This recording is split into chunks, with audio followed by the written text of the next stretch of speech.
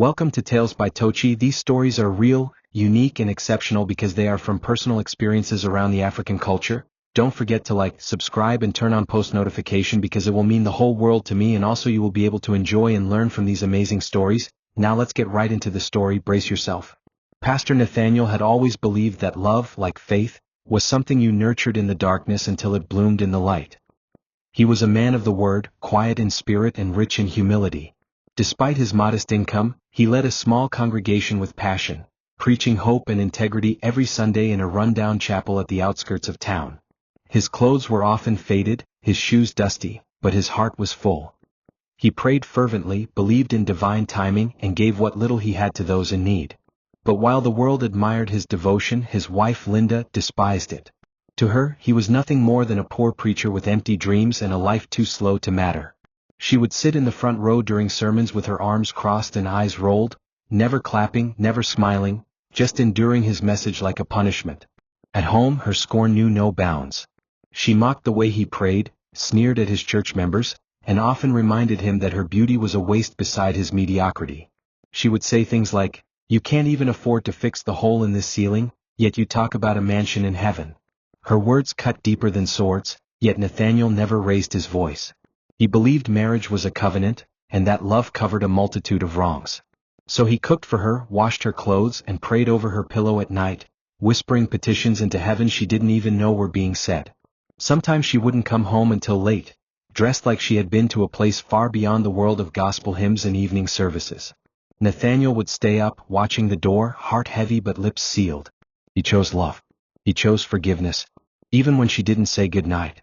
But what made Nathaniel's suffering most tragic was not just Linda's treatment of him, but the way he wore his pain like a crown. He never spoke badly of her to his congregation. He never reported her to her family. Instead he smiled. That same tired, hopeful smile he wore even when he had to walk miles to preach because he couldn't afford bus fare. He believed God was watching, that something good would come from his long suffering. But even as he clung to hope, Linda's bitterness deepened. To her, poverty was a disease, and she believed Nathaniel was infected beyond healing. She made it clear that she was waiting for something better, someone richer. But what she didn't know, what no one knew, was that grace was still working. That heaven, silent as it seemed, was not asleep. That the man she saw as poor and pitiful was only passing through the fire before the gold could be seen. The affair began not with passion but with opportunity. Linda had grown tired of pretending, of putting up with Nathaniel's gospel songs, his fasting schedules, and his humble living. She wanted more. She craved luxury, the kind that shimmered in diamond bracelets and echoed through high-rise apartments. And so, when Nathaniel's older brother, Raymond, offered her a ride home one rainy evening, she accepted without hesitation. He was the kind of man Linda wished she had married, polished, wealthy, and dripping with arrogance. The moment he pulled up in his black SUV, she saw her chance. What began as small talk quickly became flirtation, and flirtation morphed into secret meetings in hotel rooms funded by stolen money and silent guilt. It wasn't long before Raymond wasn't the only one. Nathaniel's uncle, Chief Barrister Emeka, who often boasted about his political connections, also found himself entangled in Linda's web. Linda justified her actions with one phrase that had become her internal mantra: "I deserve better." She would return home after her rendezvous, sometimes with expensive gifts she claimed were from church members or old friends. Nathaniel, ever trusting, never questioned. Instead, he thanked God that people were blessing his wife, even when he couldn't. The house grew quieter as their hearts drifted further apart, but Nathaniel still tried. He left notes on the fridge with Bible verses about love. He bought flowers he could barely afford. He even fasted for days, hoping for divine restoration. But Linda's soul was elsewhere, in cars that smelled of imported cologne, in rooms lined with silk sheets and credit cards that didn't bounce. The worst part was that the men in her secret life, Nathaniel's own blood, knew exactly what they were doing. They saw his kindness as weakness, his humility as stupidity. They whispered behind his back, calling him the broke pastor, while enjoying the very woman he prayed for. They saw no need to be loyal to him because in their eyes, he was a failure, a man who couldn't provide for his wife or protect her from temptation. And Linda? She reveled in it. She was finally getting the attention, the money, and the status she believed she deserved. Every kiss stolen behind closed doors felt like a step away from poverty and a step toward the life she dreamed of. But while she danced in deception, a storm was quietly building on the horizon. And when it hit, no secret, no affair, and no excuse would be strong enough to protect her from what she had set in motion. Nathaniel's heart had become a silent battlefield. Every smile he forced was a bandage over wounds no one could see. He had his suspicions, of course. No man could be that blind. The late nights, the strange perfume, the way Linda laughed at her phone and stopped answering his calls during the day, it was all there. But he chose silence. Not because he was weak, but because he believed love was stronger than suspicion. His prayers grew longer, his fasts deeper. He spent hours in the church alone, not just seeking answers, but asking God to help him stay soft in a world that had turned so cruel. He began to journal his pain, writing letters to God filled with sorrow, yet ending each one with gratitude. "Thank you for still being God," he wrote. "Even when I don't understand, I will trust you." He was breaking inside, but his faith was holding the pieces together. One evening, after finishing a powerful sermon about forgiveness, Nathaniel came home to find Linda laughing on the phone in their bedroom. The sound of her voice, so light and playful, made him pause at the doorway. She didn't notice him. She never noticed him anymore. When she finally saw him standing there, she ended the call with an irritated sigh.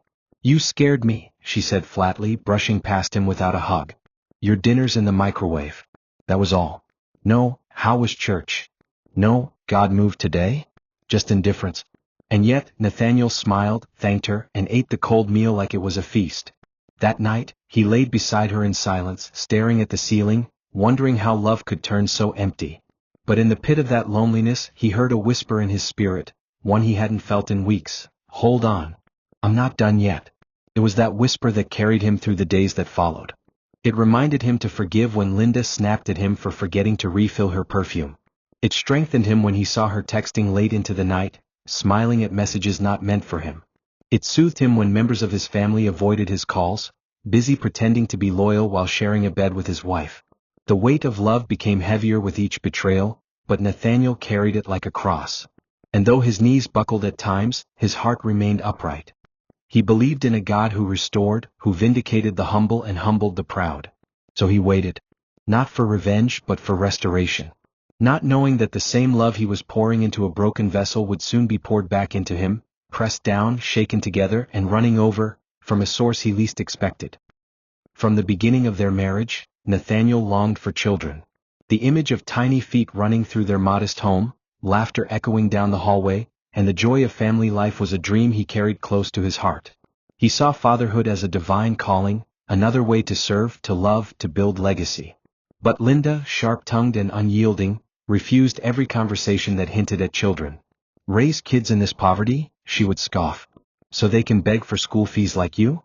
Her words sliced deeper than she realized, crushing the dreams he carefully tended. Nathaniel tried to reason with her. He painted pictures of faith and promised that things would change. But Linda had already decided. Her womb would not be the vessel for another poor man's seed. To her, children were assets born into affluence, not burdens raised in struggle. Nathaniel's patience began to fray under the weight of rejection. He watched as his congregation members, some of whom he had married, celebrated baby showers and birthdays while he remained childless. The whispers started, innocent at first, then sharper. Some said perhaps God hadn't blessed him because he wasn't praying hard enough. Others blamed Linda, saying she might be tied spiritually. But Nathaniel bore it all in silence. He refused to shame his wife publicly, even when she deserved it. Instead, he prayed for her heart to soften, for her eyes to open.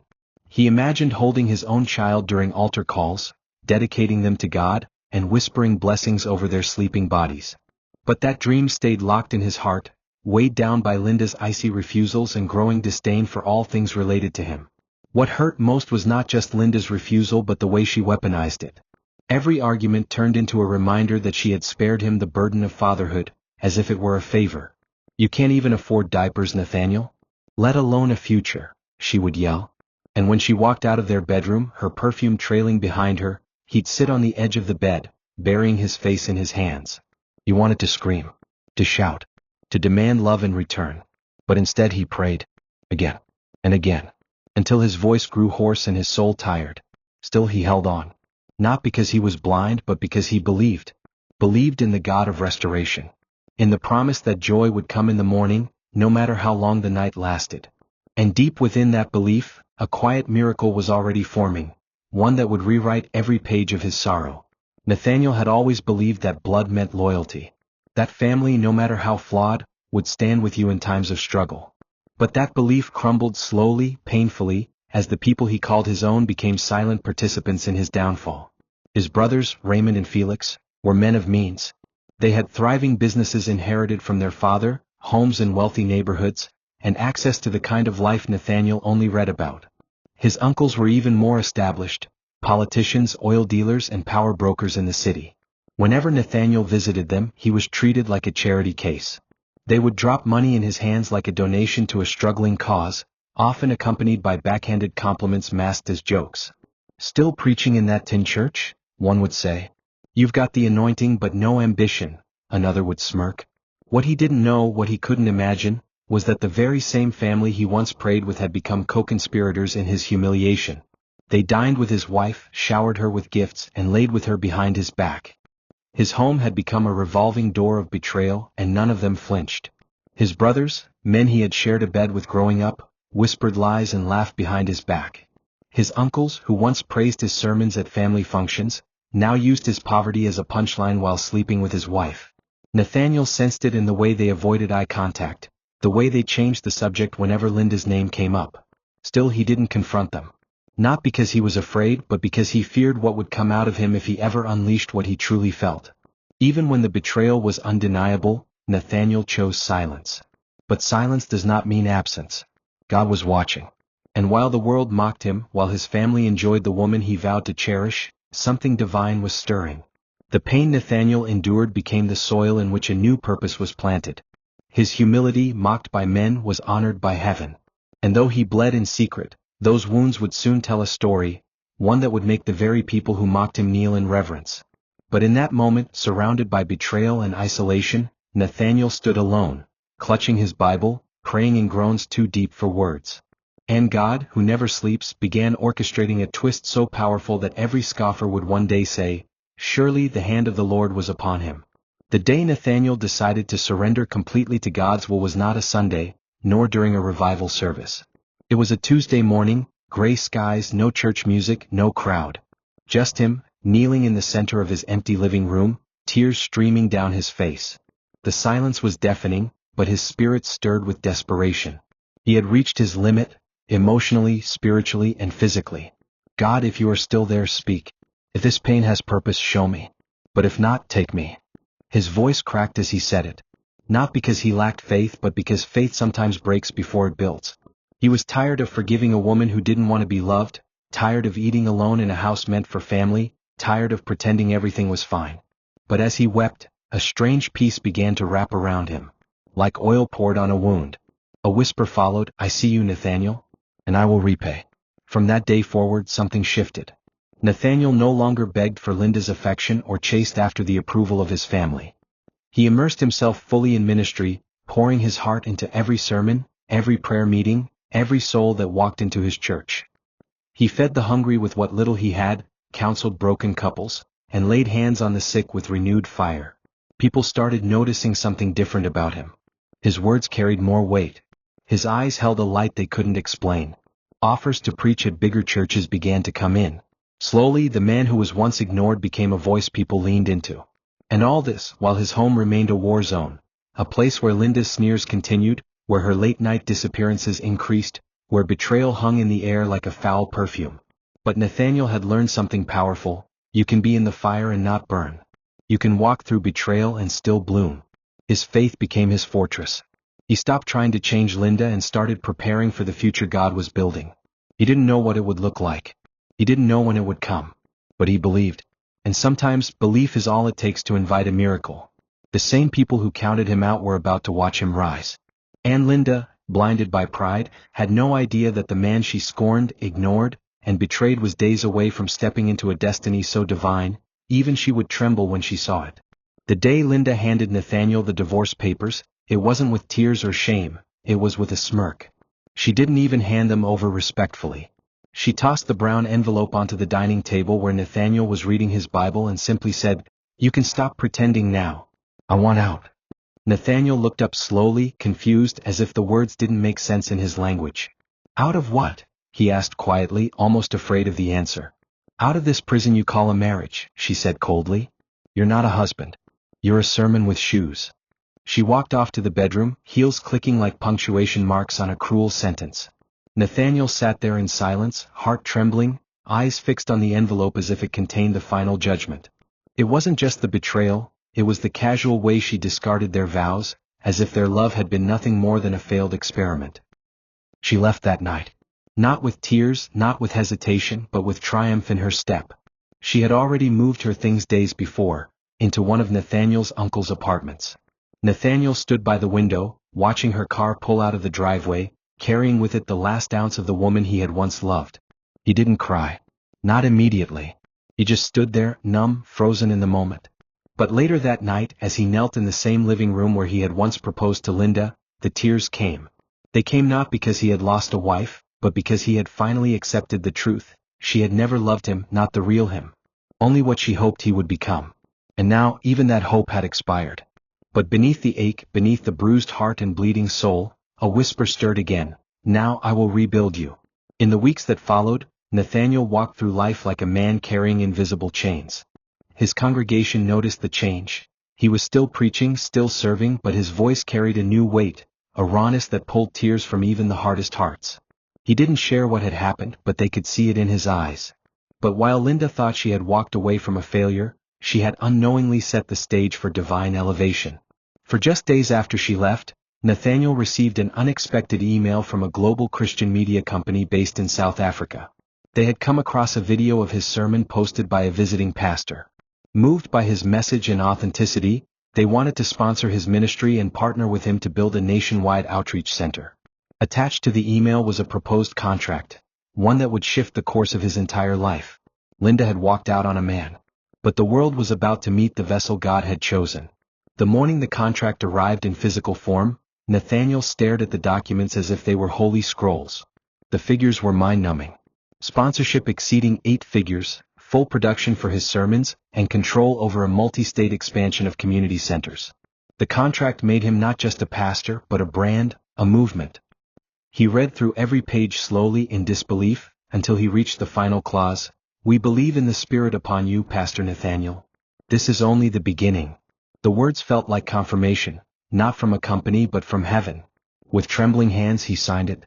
And just like that, everything shifted. His name appeared on billboards. Invitations flooded in from mega-churches. Financial freedom came like a waterfall, washing away every memory of lack. Yet, Nathaniel remained grounded. He still lived in the same house for a while. Still prayed in the same room where he wept. But inside him, a new strength had emerged, fierce, focused, and untouchable. The first shockwave hit his family when news broke that Nathaniel was now the CEO of a new faith-based media conglomerate that had partnered with several top brands in the country. And the biggest bombshell? The company had quietly bought out majority shares in a construction firm owned by Nathaniel's uncles and brothers. They didn't know it until they walked into a boardroom and saw him seated at the head of the table. The looks on their faces were worth more than gold. Their jaws slackened. Their hearts pounded. And Nathaniel? He smiled. Not in pride, but in quiet triumph. He didn't gloat. He didn't lash out. He simply addressed them with grace, dignity, and unshaken authority. "It's good to see family here," he said. "We'll be working closely together now. No vengeance. Just a seat they never thought he'd occupy." But beneath the surface, shockwaves trembled even louder. Linda, now living with one of the very uncles who helped betray Nathaniel, saw the headlines too. At first, she laughed, thinking it was just hype. But when she tuned in and saw his face on national TV, giving interviews, addressing multitudes, standing in rooms she had once dreamed of being part of, her laughter died. The man she left with scorn was now a giant. A leader. A king in the making. She remembered the prayers he used to whisper. The sermons she mocked. The nights he stayed up fasting. And suddenly regret tasted like ash in her mouth. She had left too soon. Mocked too early. And now the door was closed to a future she once could have had. But Nathaniel? He had no time for her ghost. His lifeline had come, not from her love, but from God's unshakable favor. The shift from humble preacher to industry leader was not just financial, it was spiritual. Nathaniel carried the same anointing, but now with a platform that gave it global reach. He stood before governors and presidents, addressing moral decay and social injustice. He poured millions into building schools, funding orphanages, and restoring broken communities. His ministry became a movement. People who once called him the broke pastor now begged for meetings. His voice echoed across continents, yet he never lost his quiet spirit. He still opened doors for the elderly, still gave anonymously, still fasted in secret. The power never changed him, it only revealed who he had always been. The difference now was that the world could finally see it. And while some applauded, others squirmed, especially those who had once played God in his life. His brothers were the first to feel the sting. Their company, once a symbol of their pride, now bore Nathaniel's silent fingerprints. He didn't fire them, he elevated them under accountability. Every expense was tracked, every decision vetted. They went from mocking his prayers to answering his emails with, "Yes, sir." One uncle, Barrister Emeka, who had been particularly proud of his political influence, found himself demoted in a restructuring. When he protested, Nathaniel responded calmly, "Even kings must answer to God." The words stung not just because of their meaning, but because they came from the very mouth they once called useless. Nathaniel didn't raise his voice. He didn't seek revenge. But his presence alone was a judgment they couldn't escape. He had become the mirror that reflected their shame, and in that reflection they saw the face of their own downfall. Meanwhile, Nathaniel continued his rise with grace. He began construction of a new megachurch that would seat 20,000 people, an architectural wonder built on land donated by a governor who had once denied him access to a community center. He started a leadership academy for young ministers, teaching them the power of humility, integrity, and spiritual discipline. He was not just building buildings, he was building legacy. But through it all he remained silent on Linda. He never mentioned her in interviews. Never responded to the whispers that she was now trying to reach him. Because in his heart she was a closed chapter. A lesson written in tears and read with grace.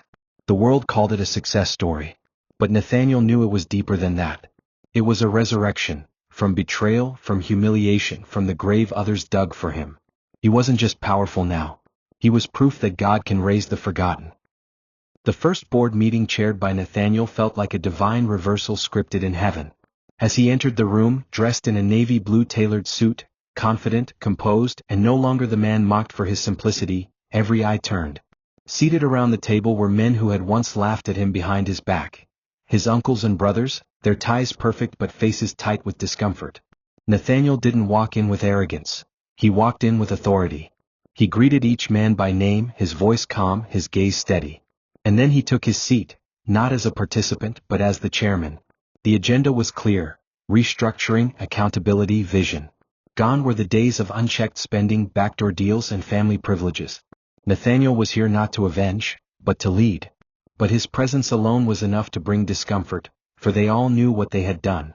And now, the man they betrayed had become the gatekeeper of their future. Raymond, his eldest brother, tried to maintain his usual swagger, cracking jokes and offering to handle some business areas on Nathaniel's behalf. But Nathaniel, without raising his voice, declined. "We run this with integrity now," he said. "That includes transparency from everyone." His words sliced through the room. He didn't need to mention the past, they all remembered. His uncle Emeka, who once warned him to focus on fasting and stop dreaming, now sat in silence, adjusting his collar and avoiding eye contact. Felix, the younger brother, shifted uncomfortably, knowing his recent projects were under review. The shame in that room wasn't spoken, it was felt.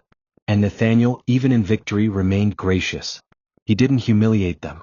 He didn't mock them. He simply reintroduced himself as the man God had elevated, not in revenge but in righteousness. And they, once the lions, now sat as sheep before him.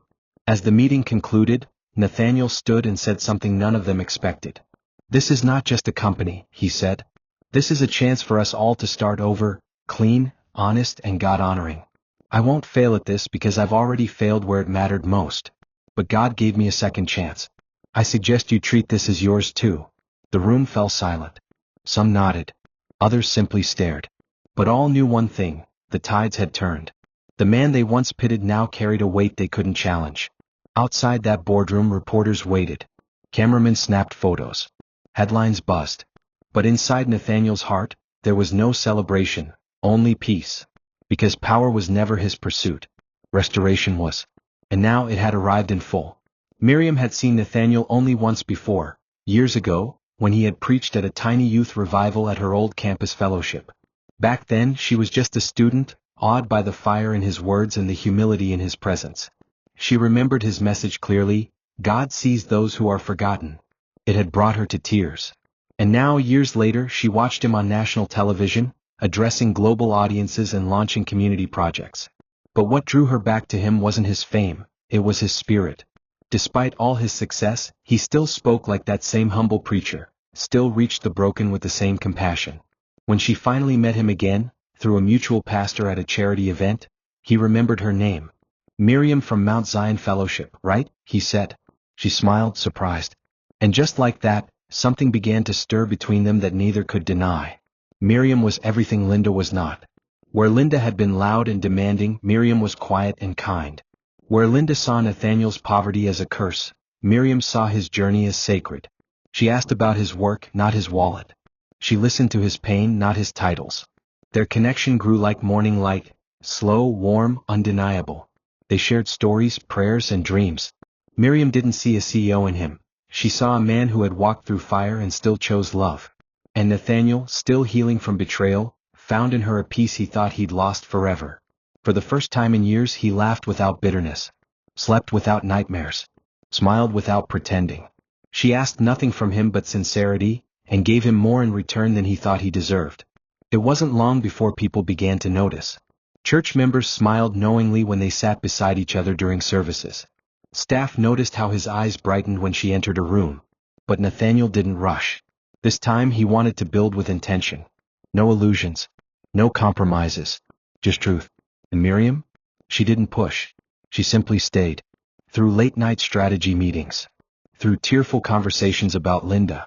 Through moments when Nathaniel questioned if he could love again. She stayed. And that, more than anything, began to heal the deepest parts of him. For while betrayal had broken him, Miriam's presence reminded him that love, pure, patient, and divine, was still possible. And this time he wasn't just hoping for a future. He was seeing it unfold right before his eyes. One Sunday morning, months after their connection began to blossom, Nathaniel invited Miriam to a special service at the newly constructed outreach center. The building was a marvel, glass-paneled, open-roofed, filled with light. Thousands gathered that day, but all Nathaniel saw was Miriam seated in the front row, her face beaming, hands lifted in worship. He preached with a renewed fire that morning, not just because of the crowd, but because he was living proof of his own message. When men abandon you, God lifts you, he declared. When you're mocked, misunderstood, and misused, God is still writing your story. Tears flowed through the audience, but the deepest healing happened within him. For the first time he didn't preach through pain. He preached from freedom. And at the end of the service, he stood beside Miriam and introduced her as a woman God sent in my season of restoration. Miriam's presence in his life wasn't loud. She didn't post pictures or demand public declarations. She simply loved him in private, through her actions, through her prayers, through her unwavering belief in his calling. And that quiet strength became his anchor. Nathaniel had once thought love meant enduring storms. But with Miriam he learned that love could also mean peace after the storm. He watched her teach children during weekend programs. He listened as she offered wisdom during team meetings. He marveled at how her smile alone could soften the hardest days. And slowly he began to open up fully, sharing the darkest parts of his past without fear of judgment. In response she didn't flinch. She simply held his hand tighter and whispered, "You are not your pain. You're God's promise." Their bond deepened, not through grand gestures but through sacred moments. Long walks after evening services. Quiet meals at home. Spontaneous prayers in the car. Every interaction became a healing balm for wounds long buried. Nathaniel found himself dreaming again, about family, about legacy, about a life filled with joy instead of survival. And Miriam? She stood beside him, not behind him. She honored his past, celebrated his present, and believed fiercely in his future. It was in her smile that he found the courage to love again. And as he prepared for the next season of his life, one thing was clear: the days of sorrow were gone. A new chapter had begun. And this time he would walk it with a woman whose love didn't cost him his dignity, but restored it completely. Linda's fall was not sudden, it was slow, humiliating, and filled with layers of consequence she never anticipated. When she left Nathaniel, she believed she was trading a life of poverty for one of luxury. The man she ran to, Chief Emeka, had promised her a life of riches, influence, and indulgence. But those promises turned out to be paper-thin. Emeka never fully committed. He treated her like a passing thrill, not a queen. As Nathaniel's influence began to rise across the country, Emeka became distant, ashamed of his own part in Nathaniel's betrayal. Business deals began to fall apart, political favors dried up, and the lavish lifestyle Linda had once tasted became increasingly out of reach. The attention she once commanded in designer clothes and expensive heels faded, replaced by whispers of mockery and disdain from those who once envied her position. The shame grew louder when Nathaniel's name began to dominate headlines. Every billboard that carried his face, every sermon that went viral, every philanthropic event that showed him giving millions back to the community, each one reminded Linda of what she had thrown away. People she once looked down on now avoided her, not out of jealousy but out of pity. The other men she had relied on began distancing themselves too. No one wanted to be associated with the woman who had betrayed a man now hailed as a modern-day Joseph. Even her closest friends began pulling away, whispering behind her back. And the worst part? Nathaniel never once mentioned her publicly. He didn't seek revenge. He didn't try to ruin her name. His silence was louder than any insult. It made her feel invisible and forgotten. Loneliness soon wrapped around Linda like a cold shroud. She tried to reach out to Emeka again, only to discover that he had moved on, to a younger, more politically strategic woman. With no stable home, dwindling finances, and a ruined reputation, Linda began to spiral. She tried to return to the church she once despised, but even the ushers looked at her with confusion. "Aren't you the pastor's ex-wife?" someone whispered. The shame was unbearable. She began drinking, missing job interviews, and staying locked in dark rooms, replaying the past. The man she mocked, insulted, and discarded had risen beyond imagination. And now, with nothing and no one left, she realized the cruel truth. She hadn't just lost a husband, she had lost her destiny. It was a quiet evening, far from flashing lights or public stages. Nathaniel had asked Miriam to take a walk with him through the same garden where they had often prayed together. The air was cool, the sun beginning to set, and the scent of jasmine floated gently through the breeze. As they walked in silence, hand in hand, Nathaniel's heart beat a little faster. Not out of nervousness but reverence. He had waited for this moment, not just to love again but to love right. He stopped near a small stone bench beneath a tree that bore lanterns from a children's outreach they had hosted the month before. Then, reaching into his pocket, he pulled out a small wooden box. "I don't have a speech," he said, "because you already know my story. But what I do have is a future, and I want you in every part of it. Will you marry me?" Miriam's eyes welled up with tears, not of surprise but of fulfillment. She had known this day would come. She didn't need diamonds or an extravagant setting. All she had ever wanted was a love that was honest, healed, and whole. She knelt beside him instead of standing over him and said, "Yes, 1,000 times yes. Not because you're a great man, but because you let God make you one." They embraced, not just as lovers but as partners chosen by purpose. In that quiet moment, heaven rejoiced. It wasn't just a proposal, it was redemption. Nathaniel, once stripped of love and mocked by the world, was now crowned with a new beginning. And Miriam, once unnoticed by many, was now the answer to a prayer whispered through tears and fire. The days that followed were filled with quiet celebration. Nathaniel didn't make public announcements. He didn't post photos or write long captions. He told those closest to him, and they rejoiced in small spirit-filled gatherings. His spiritual mentors prayed over them. His church members wept with joy. There was no scandal, no drama, just a peaceful unfolding of God's divine restoration. Miriam didn't demand a lavish wedding. She simply asked for a day of worship, love, and covenant. And Nathaniel knew then that he had found not just a wife, but a true partner in destiny. For all he had lost, God had returned more. Not in fame, not in fortune, but in the form of a woman whose heart matched his. And as they planned for the ceremony, Nathaniel carried in his spirit a single truth. This love was the evidence that God had never left. It happened on a Monday morning, unplanned, tense, and uninvited. Nathaniel was walking into his office when the receptionist rushed to him. "Sir, there's a woman downstairs insisting she must see you. Says it's urgent."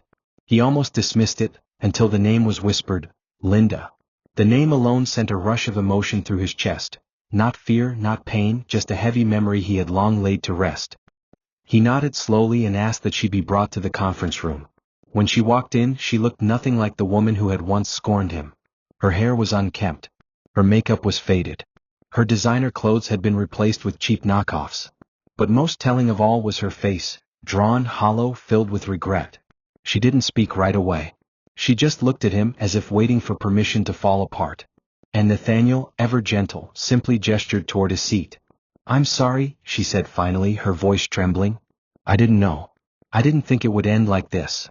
Nathaniel said nothing. He watched her with the calm of a man no longer chained to the past. "I left because I thought you'd never become more. I thought they were better. But they used me. They left me. And her voice cracked and she broke down. "I made a mistake, Nathaniel. A terrible mistake. Please, can we start over?" The silence that followed was thick. Nathaniel leaned forward, elbows on the table, and for the first time in years, looked her in the eye without flinching. "Linda," he said softly, "I forgave you long ago, but I've moved on. I'm engaged to someone who saw value in me when no one else did. We're getting married next month." The words landed like thunder. Linda froze, her tears turning cold. "Married?" she whispered. "You're marrying someone else?"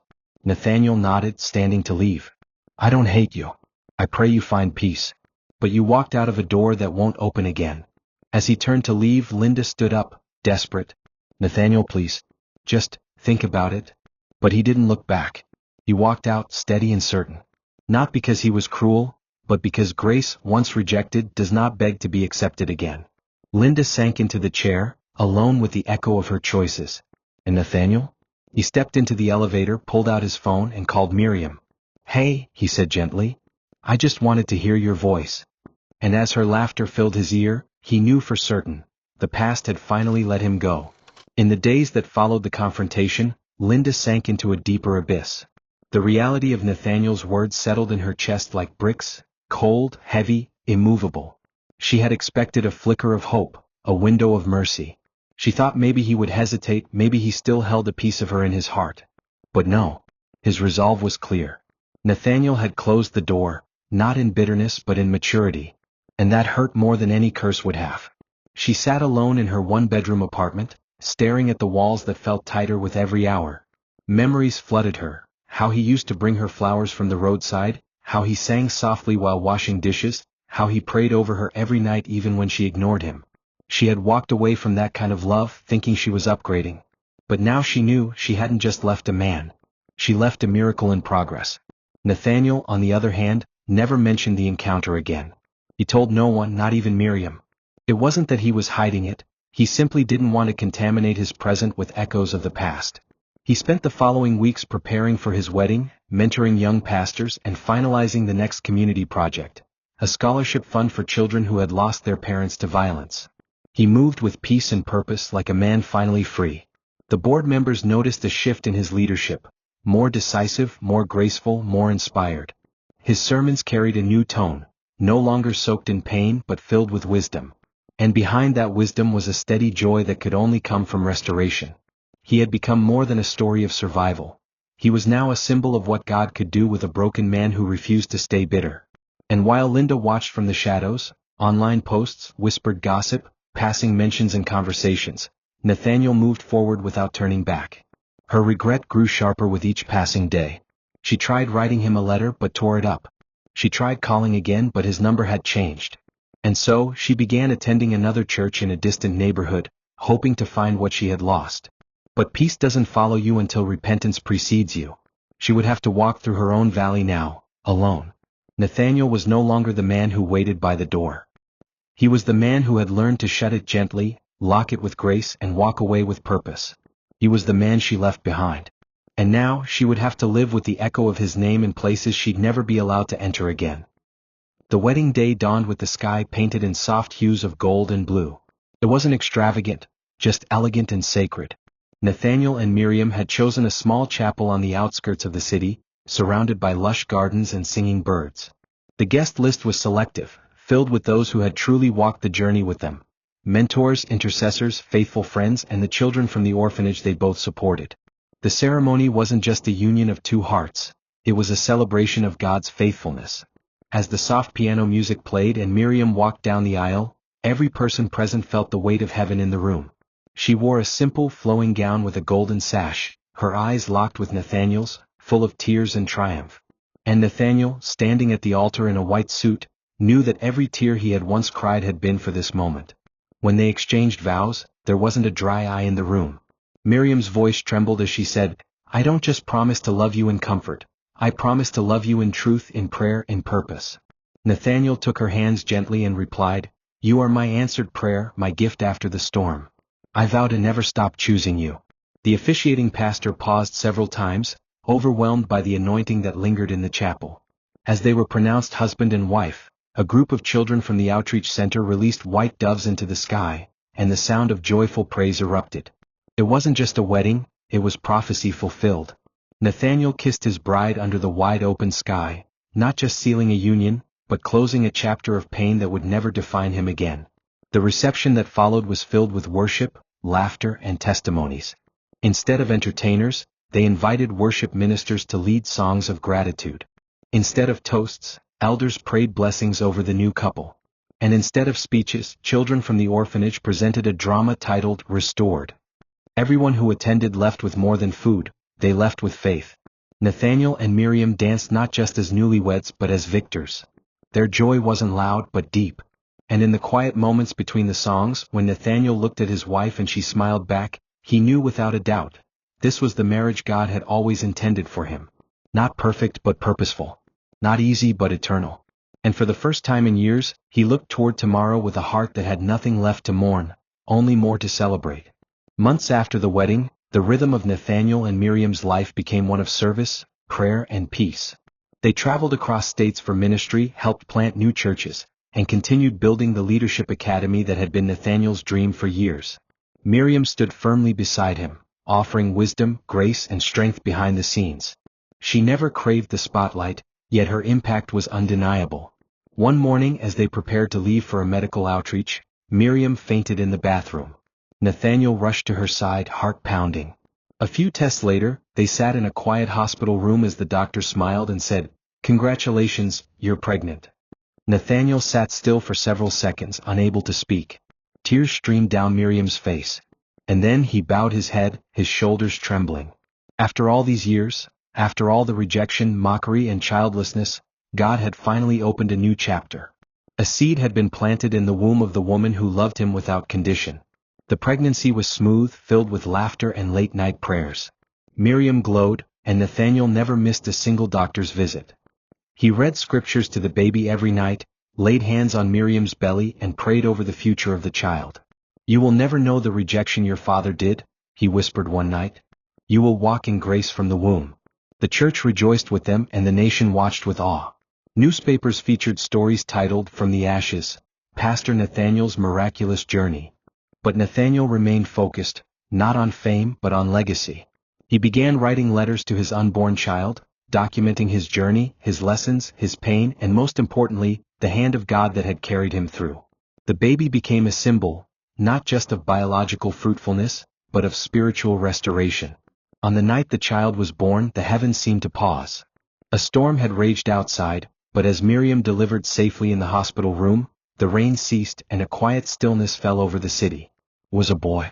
Nathanael held him in trembling arms, kissed his forehead, and named him Emmanuel, God with us.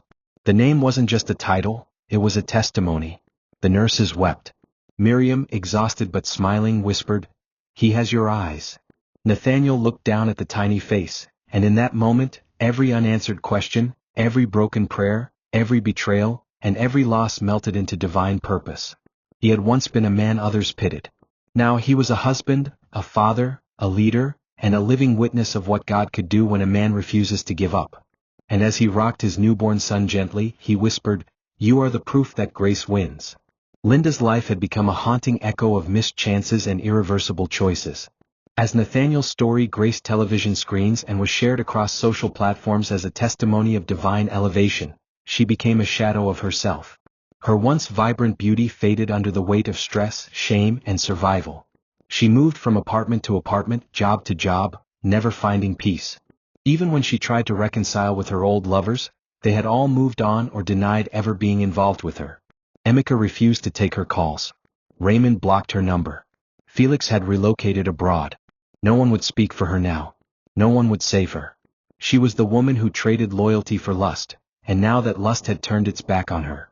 In the dark corners of her rented room, Linda often clutched a picture from her wedding day, her smile so full, Nathanael's eyes so sincere.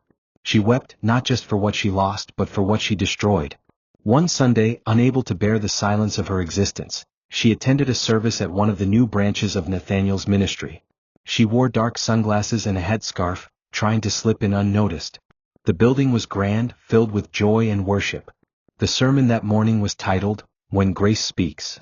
As she sat in the back, tears began to fall. The message was piercing. "Some of you walked away from the very thing God sent to save you," Nathaniel said, not knowing she was there. "But the good news is God can still give you a new beginning, if you let Him."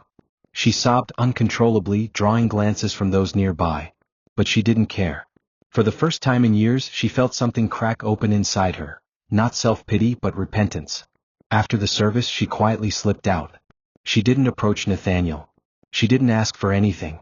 She simply whispered, "Lord, I'm sorry. Heal me. Even if I have to be healed in the background." Back at home, Nathaniel held his son in his arms, completely unaware of Linda's presence at the service. He was too focused on the present, too filled with gratitude to worry about the shadows of yesterday. The past no longer held power over him. What once would have left him trembling now felt like a distant chapter in someone else's story. He had forgiven her. He had blessed her in silence. And now she was free to find her own redemption if she truly wanted it. Nathaniel wasn't interested in her fall. His joy wasn't in her pain, it was in his peace.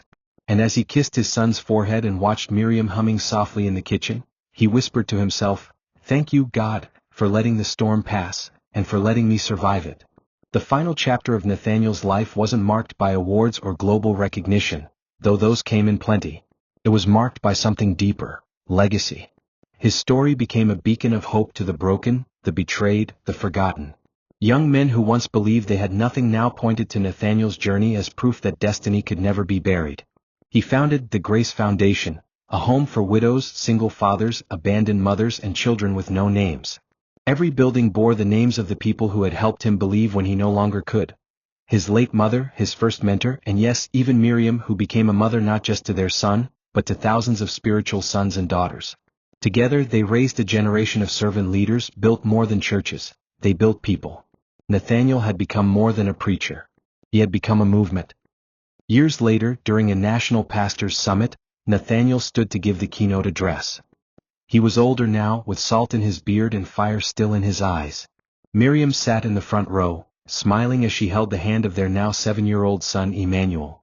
The crowd of thousands stood as he approached the podium. But he didn't start with a grand speech. He simply opened his Bible and read. He raises the poor from the dust and lifts the needy from the ash heap. He seats them with princes and has them inherit a throne of honor. The hall went silent. And then Nathaniel began to speak, not about power but about pain. Not about fame but about faith. He told his story, not to boast but to break chains. "There was a time," he said, "when I thought being humble meant being helpless. But I learned that God sometimes hides kings in broken places.